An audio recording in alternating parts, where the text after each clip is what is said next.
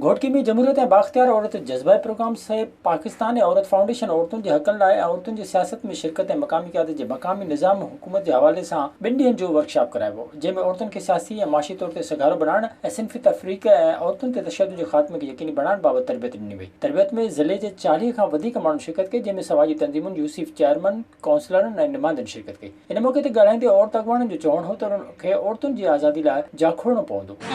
औरतुनि जो जेको किरदारु आहे सियासत जे मैदान में, पहिरियां वारो किरदारु, हाणे वारो किरदारु ऐं अॻिते अचण वारो किरदारु, उन्हनि में ॾिसूं था असां त जोश केतिरो आहे पंहिंजे हक़ लाइ ॿुधण जे लाइ ऐं पंहिंजा हक़ वठण जे लाइ, चाहे उहा डिस्ट्रिक्ट गवर्नमेंट हुजे या पंहिंजे इलाइक़ाई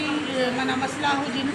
उन्हनि में जो अक्सर ॾिठो वियो आहे त औरतुनि जो किरदारु सिर्फ़ु कागज़ी हद ताईं हूंदो आहे। ख़ासि तौर ते मुनक़िद करण जो मक़सदु इहो आहे त जेका जेके औरतूं आहिनि उन्हनि खे बाख़्तियार बणाइजे ऐं औरतुनि खे जेको बाख़्तियार बणाइण जो मरहलो आहे उन में इहो आहे त औरतुनि खे जमहूरियत ऐं मक़ामी जेका हुकूमत आहे असांजी उन में शामिलु कराइजे, उन जो हिसो बणाइजे ऐं इन सभई मरहला जेके आहिनि उन्हनि खे पार कजे। चवंदा आहिनि बाबा तव्हांजी इहा हद जेकी आहे घर ताईं आहे, घर खां ॿाहिरि तव्हांजी न आहे। असां मिली करे असां पंहिंजी फैमिलियुनि खे ऐं उन्हनि खे माना इहो ॾेखारणु चाहियूं था पिया त ताकी असां ॿाहिरि निकिरूं ऐं अॼु असांजो जेको दौरु आहे असांजा हक़ आहिनि असां उहे वठूं। हुन जो त हिन वक़्त ताईं मुआशिरे में औरतुनि जो किरदारु रुॻो कागज़ी हद ताईं आहे, खेनि विखे विखे ते रुकावटुनि खे मुंहुं ॾियणो पियो थो, जिन खे ख़तमु करण लाइ खेनि अॻिते वधिणो आहे। विज़िट कयो अवामी आवाज़ मीडिया ग्रुप जी वेबसाइट awamiawaz.pk